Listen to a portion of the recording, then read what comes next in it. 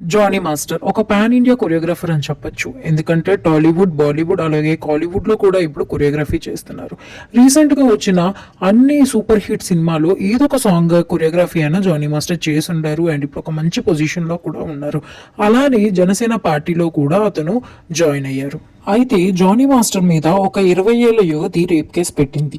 కొంతకాలం తన మీద లైంగిక వేధింపులు పాల్పొన్నట్లు మహిళా కొరియోగ్రాఫర్ పోలీసులకి ఇన్ఫార్మ్ చేసింది.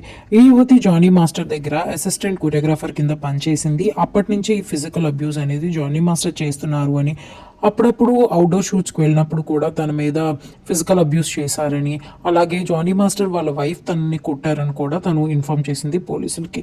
సో పోలీసులు ఇప్పుడు జానీ మాస్టర్ మీద ఒక 3 కేసెస్ అయితే పెట్టారు. సో ఆ అమ్మాయి ఇప్పటి వరకు ఎందుకు పోలీసులకి కంప్లైంట్ చేయలేదో మనకైతే తెలియదు. ఈ కేసు అయితే 2017 నుంచి తనని ఫిజికల్ గా అబ్యూస్ చేస్తున్నారు అని ఆ అమ్మాయి అయితే ఇన్ఫార్మ్ చేసింది.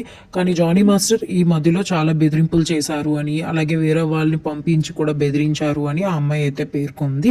అందుకని మేబీ భయపడి తను బయటికి చెప్పకుండా పోలీసులకు ఇన్ఫార్మ్ చేయలేదేమో. కొన్ని రోజుల తర్వాత అసిస్టెంట్ గా పనిచేసిన తర్వాత తను జానీ మాస్టర్ దగ్గర నుంచి దూరంగా వచ్చి వేరేగా సెపరేట్ గా తను చేసుకుంటుంది. కానీ ఇప్పుడైతే తను కేసు పెట్టింది.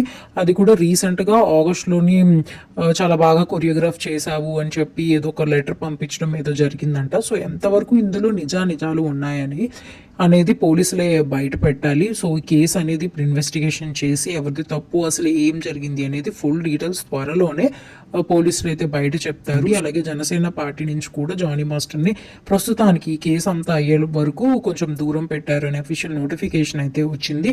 అలానే సినిమా కౌన్సిల్ వాళ్ళు కూడా ఏదో ఒక నిర్ణయానికి వస్తారు. సో మీకు దీనిపై అభిప్రాయం ఏంటో కింద కమెంట్ చేయండి. అలాగే జానీ మాస్టర్ మీద ఇంతకు ముందు కూడా ఒక మహిళ కేసు పెట్టింది 2015లో అనుకుంటాను. సో మీరేమనుకుంటున్నారు కింద కమెంట్ చేయండి. వీడియో నచ్చితే లైక్, షేర్ అండ్ సబ్స్క్రైబ్ చేసుకోండి.